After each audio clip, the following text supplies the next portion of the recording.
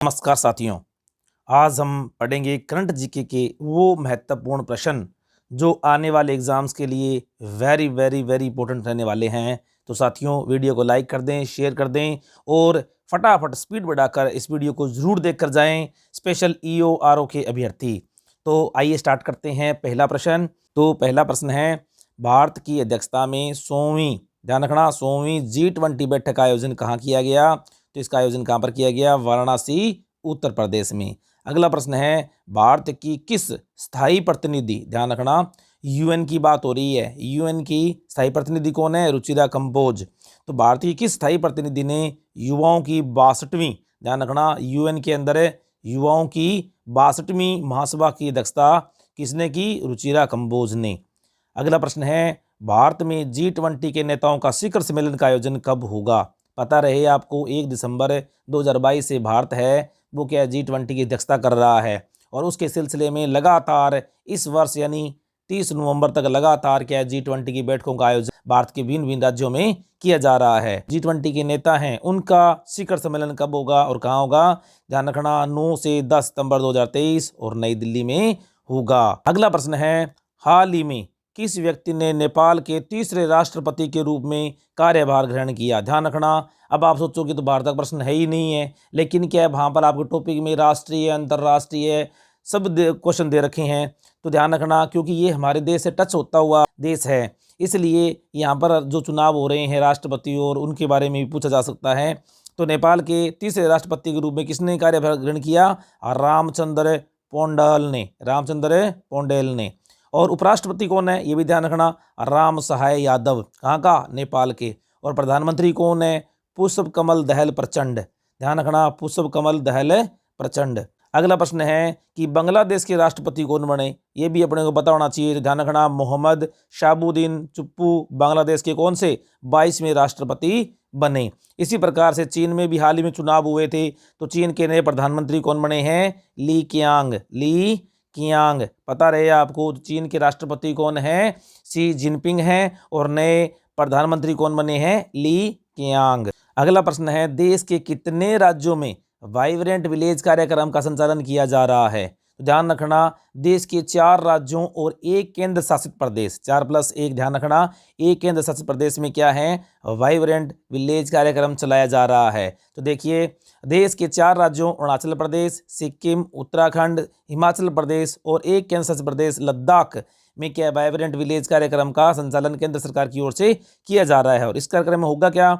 इस कार्यक्रम का उद्घाटन है वो 10 अप्रैल को, कब? 10 अप्रैल को किम्बुती, ध्यान रखना, किम्बुती अरुणाचल प्रदेश में गृह मंत्री श्री अमित शाह ने किया। इन राज्यों में यानी बॉर्डर एरिया में चलाया जा रहा है। इसका मेन उद्देश्य क्या है? इस कार्यक्रम के तहत उत्तरी सीमा के गाँवों में पलायन को रोकना, इसी प्रकार से पर्यटन को बढ़ावा देना और आधारभूत सुविधाएं उपलब्ध करवाना इस कार्यक्रम का उद्देश्य है। अगला प्रश्न है, हाल ही में निर्वाचन आयोग ने किन 3 दलों का राष्ट्रीय दल होने का दर्जा है वो समाप्त कर दिया?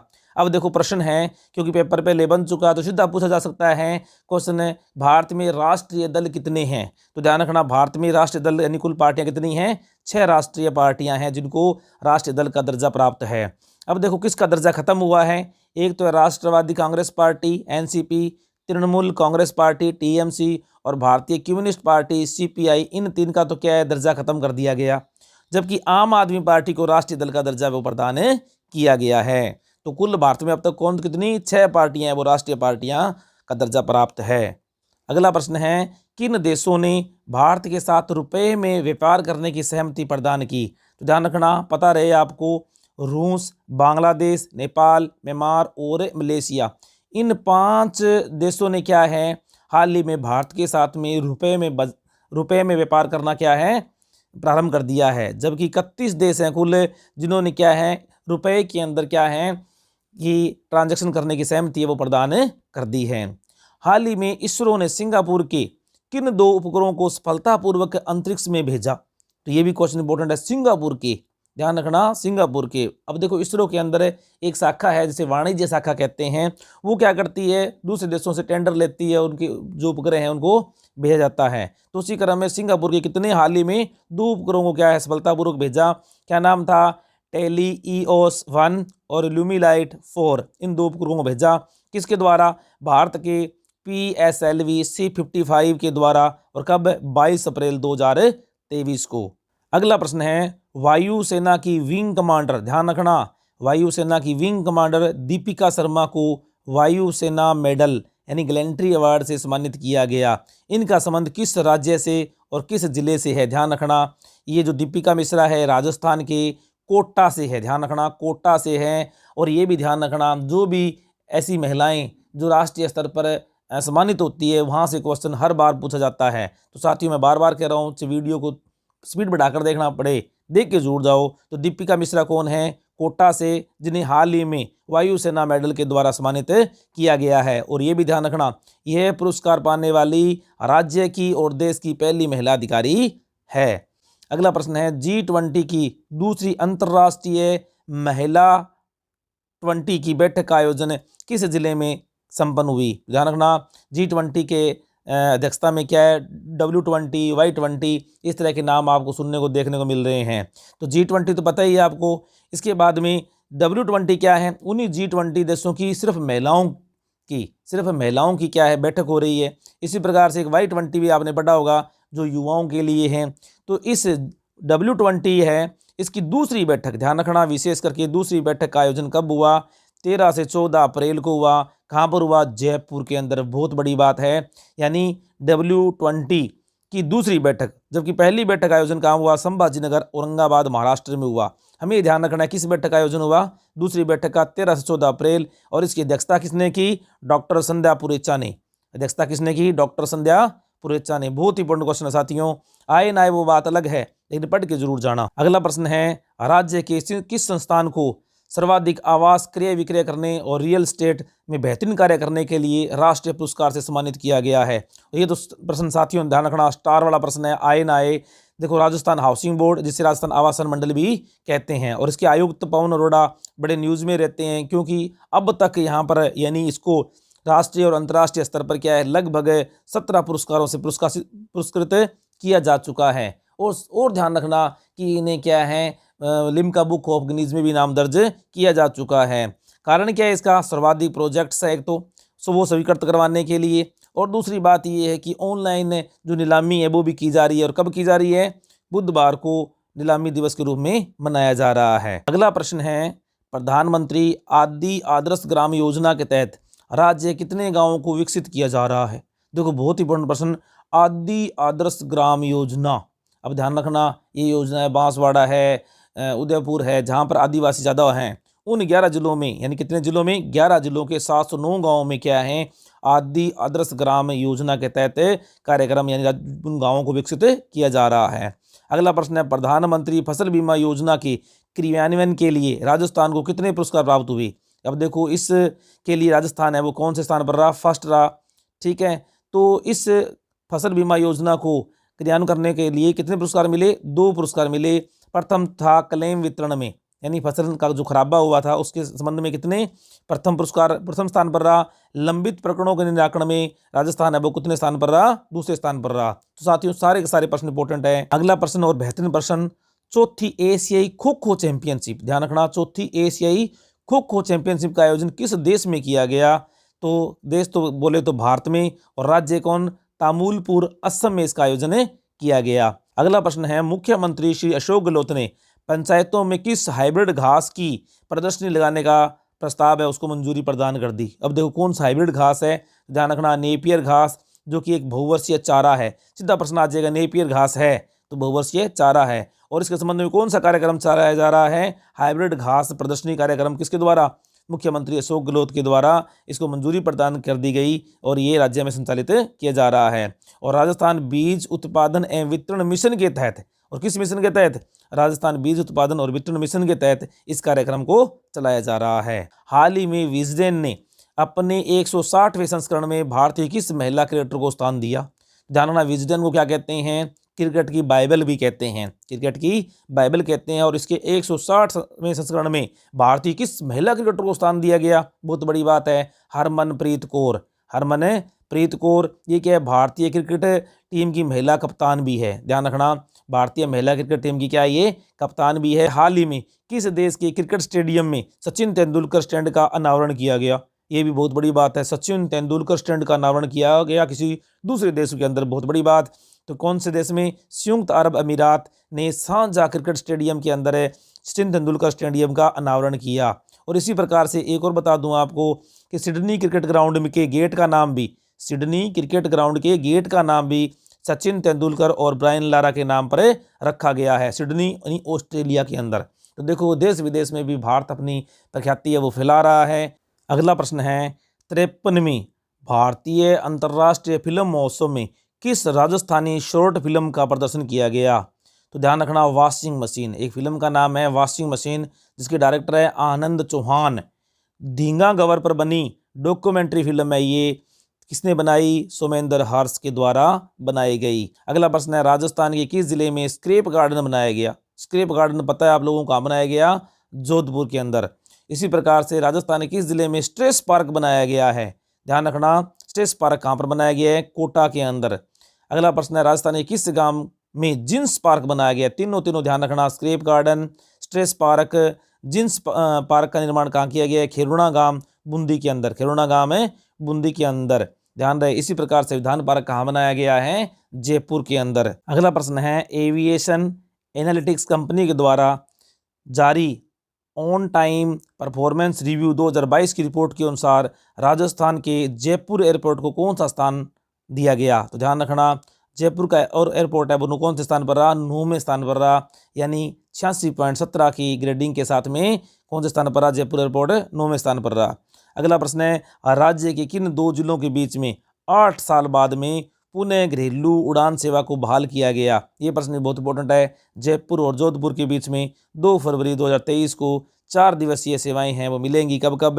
मंडे, ट्यूसडे, थर्सडे और फ्राइडे को। और हमारे केंद्रीय उड़ान मंत्री कौन है? ज्योतिरादित्य सिंधिया, ज्योतिरादित्य सिंधिया। अगला प्रश्न है मिठाइयों का स्टार्टअप शुरू करने के कारण केंद्रीय कृषि मंत्रालय की ओर से राजस्थान के किन 2 व्यक्तियों को नेशनल एग्रीप्रेन्योरशिप अवार्ड से सम्मानित किया गया? तो ध्यान रखना, हनुमानगढ़ जिले के 2 व्यक्ति हैं, एक जितेंद्र गोदारा, एक मानवेंद्र सिंह को। इनको क्या राष्ट्रीय स्तर पर कृषि मंत्रालय की ओर से सम्मानित किया गया, और किसके लिए? मिठाइयों का स्टार्टअप शुरू करने के लिए। अगला प्रश्न है 17वें प्रवासी भारतीय दिवस सम्मेलन का आयोजन कब किया गया? अब ध्यान रखना 8 से लेकर 10 जनवरी को इंदौर के अंदर किया गया, और इंदौर कहाँ है? मध्य प्रदेश के अंदर। देखो साथियों, ये छोटी छोटी बातें हैं, क्वेश्चन सीधा पूछा जा सकता है कि प्रवासी भारतीय दिवस का आयोजन कहाँ पर किया गया? ध्यान रखना 8 से 10 जनवरी कहाँ पर? इंदौर में किया गया। और प्रवासी भारतीय दिवस कब मनाया जाता है? तो ध्यान रखना प्रवासी भारतीय दिवस 9 जनवरी को मनाया जाता है, जबकि युवा प्रवासी भारतीय दिवस कब मनाते हैं? 8 जनवरी को। अगला प्रश्न है 7 जनवरी 2023 को प्रारंभ एस्पिरेशनल ब्लॉक कार्यक्रम देश के कितने जिलों में चलाया जा रहा है? ध्यान रखना, एस्पिरेशनल ब्लॉक कार्यक्रम देश के 500 ब्लॉक्स में चलाया जा रहा है। जबकि ध्यान रखना इस कार्यक्रम की शुरुआत प्रधानमंत्री मोदी जी ने कब की थी? 7 जनवरी को। और एक किसके लिए है ये? यह कार्यक्रम नागरिकों के ईज ऑफ लिविंग में क्या करेगा? सुधार करेगा। और ध्यान रखना राजस्थान में ये कहाँ चलाया जा रहा है? राजस्थान का खेरवाड़ा ब्लॉक उदयपुर के लिए, यानी उदयपुर का खेरवाड़ा ब्लॉक है, वहां पर क्या है? इस कार्यक्रम को संचालित किया जा रहा है। अगला प्रश्न है राजस्थान के किन जिलों में ममता एक्सप्रेस वाहन की दूसरी खेप संचालन को मंजूरी है वो अशोक गहलोत ने प्रदान की? अब ध्यान रखना कि राज्य में 100 ममता एक्सप्रेस चलाने की घोषणा है वो बजट 21-22 में की थी, ठीक है। और 67 ब्लॉक में, यानी 7 ब्लॉक में पहले संचालित है, 33 ब्लॉक में अब संचालित होगी, जिसके तहत अब क्या है? हाल ही में बीकानेर, जैसलमेर और बाड़मेर में क्या है? ममता वाहन एक्सप्रेस चलाने की अनुमति प्रदान की। और ये किसके लिए है? प्रसूताओं और शिशुओं के इलाज के लिए, चिकित्सा संस्थानों तक पहुंच को सुनिश्चित करने के लिए ये दूर दराज के क्षेत्रों में या पिछड़े हुए जिलों में चलाई जा रही है। अगला प्रश्न है भारत की किस पैरा बैडमिंटन महिला खिलाड़ी को female para badminton player of the year का अवार्ड से सम्मानित किया गया? तो ध्यान रखना मनीषा रामदास कहाँ की है? ये तमिलनाडु की है। और मनीषा ने वर्ष 2022 में 11 स्वर्ण और 5 कांस्य पदक जीते थे, इसलिए इन्हें female para badminton player of the year का अवार्ड दिया जा रहा है। अगला प्रश्न भारतीय किस महिला मॉडल ने भारत के लिए मिसेज वर्ल्ड 2022 का खिताब जीता? अब ध्यान रखना मिसेज वर्ल्ड 2022 का खिताब किसने जीता? सरगम कौशल ने। और ये कहाँ की है? जम्मू कश्मीर की।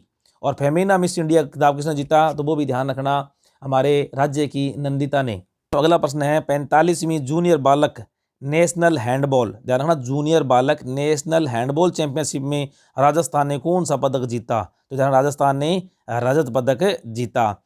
और इसी प्रकार से 45वीं जूनियर बालिका वाले में, बालक में तो कौन सा जीता इसने? रजत। बालिका राष्ट्रीय हैंडबॉल प्रतियोगिता में राजस्थान ने कौन सा पदक जीता? ध्यान रखना, कांस्य पदक जीता। तो बालक में रजत और बालिका में कांस्य पदक जीता। अगला प्रश्न है राजस्थान के स्वास्थ्य विभाग ने राजस्थान को कब तक टीबी मुक्त कराने का लक्ष्य रखा है? तो ध्यान रखना 2025 तक, बार बार ये प्रश्न पूछा जा रहा है साथियों। तो ध्यान रखना 2025 तक राजस्थान को टीबी मुक्त कराने का लक्ष्य रखा हुआ है। और इसके लिए टीबी मुक्त राजस्थान अभियान की प्रारंभ भी किया गया था। कब से कब तक? 15 अगस्त 2022 से लेकर हाल ही में 24 अप्रैल 2023 तक संचालित किया गया। तो ये बात ही बहुत इंपॉर्टेंट है। इसी प्रकार से टीबी इंडेक्स रिपोर्ट जो अभी जारी हुई है केंद्र के द्वारा 2022 के अनुसार है, राजस्थान कौन से स्थान पर है? चौथे स्थान पर है। और ये भी ध्यान रखना विश्व क्षय दिवस, विश्व अक्षय दिवस यानी टीबी निवारण दिवस कब मनाया जाता है? 24 मार्च को मनाया जाता है। और ध्यान रखना राष्ट्रीय स्तर पर राज्य के 8 टीबी जिलों को टीबी एलिमिनेशन अवार्ड से नवाजा गया है, जिसमें 4 को रजत दिया गया है, 4 को कांस्य दिया गया है। तो ध्यान रखना ये प्रश्न बहुत स्टार वाला प्रश्न है कि राष्ट्रीय स्तर पर राजस्थान ने कितने जिलों को टीबी एलिमिनेशन अवार्ड से सम्मानित किया गया है? तो 8 जिलों को, कौन कौन से? 4 को रजत, 4 को कांस्य। तो 12 भीलवाड़ा, जालोर, जैसलमेर, इनको तो मिला है रजत, जबकि बांसवाड़ा, चित्तौड़, राजसमंद और उदयपुर को मिला है कांस्य पदक। अगला प्रश्न है द इंडियन एक्सप्रेस द्वारा जारी वर्ष 2023 में देश के 100 प्रभावशाली व्यक्तियों की सूची में किस व्यक्ति को प्रथम स्थान पर रखा गया है? जानना किसके द्वारा जारी गई सूची? द इंडियन एक्सप्रेस पे भारत के न्यूज़पेपर है ये, और इसने क्या है 100 प्रभावशाली व्यक्तियों की सूची जारी की। किसके लिए? वर्ष 2023 के लिए। तो प्रथम स्थान पर किसे रखा है? प्रधानमंत्री नरेंद्र मोदी जी को। दूसरे स्थान पर है गृह मंत्री अमित शाह जी, और तीसरे स्थान पर है विदेश मंत्री एस जयशंकर, तीसरे स्थान पर है। जबकि मुख्य न्यायाधीश DY चंद्रचूड़ हैं, वो कौन से स्थान पर है? चौथे। और यूपी के मुख्यमंत्री श्री योगी आदित्यनाथ को कौन से स्थान पर रखा गया है? 5वें स्थान पर रखा गया है। तो साथियों किसी भी स्थान के बारे में 5 स्थान हमें पता होना चाहिए, इनमें क्वेश्चन पूछा जा सकता है। अगला प्रश्न है महिला इंडियन प्रीमियर लीग के पहले संस्करण का खिताब किस टीम ने जीता? अब देखो प्रथम बार है WPL का आयोजन किया गया था, यानी जैसे IPL चल रहे हैं वैसे WPL का आयोजन किया गया था। तो उसके अंतर्गत क्या है? मुंबई इंडियंस ने, जिसकी कप्तान कौन थी? हरमनप्रीत कौर, जो पीछे पढ़ के आ रहे हैं अपने, हरमनप्रीत कौर ने के सानिध्य में क्या है प्रथम WPL का खिताब जीता। और इन्होंने मुंबई इंडियंस ने किसको हराया? दिल्ली कैपिटल्स को हराया। कितने विकेट से? 7 विकेट से हराया। और दिल्ली कैपिटल्स की कप्तान कौन थी? मैग लैंगिंग थी। और इसी प्रकार से एक प्रश्न और ध्यान रखना, शेष भारत टीम ने 30वीं बार ईरानी कप किस टीम को हराकर जीता? मध्य प्रदेश को हराकर जीता। ये भी क्या अपनी घरेलू, जैसे रणजी होती है वैसे क्या है एक ईरानी कप भी क्या है घरेलू प्रतियोगिता होती है, जिसमें शेष भारत ने क्या है मध्य प्रदेश को हराकर 30वीं बार ईरानी कप है वो अपने नाम किया। अगला प्रश्न है किस राज्य के हॉकी स्टेडियम, ध्यान रखना हॉकी स्टेडियम का नाम हॉकी खिलाड़ी रानी रामपाल के नाम पर रखा गया है? तो ध्यान रखना उत्तर प्रदेश सरकार ने MCF रायबरेली स्टेडियम, ध्यान रखना MCF रायबरेली स्टेडियम का नाम बदलकर किसके नाम पर रख दिया गया? रानी रामपाल। कौन है ये? हॉकी की खिलाड़ी। तो ध्यान रखना रानी गर्ल्स हॉकी टर्फ कर दिया गया।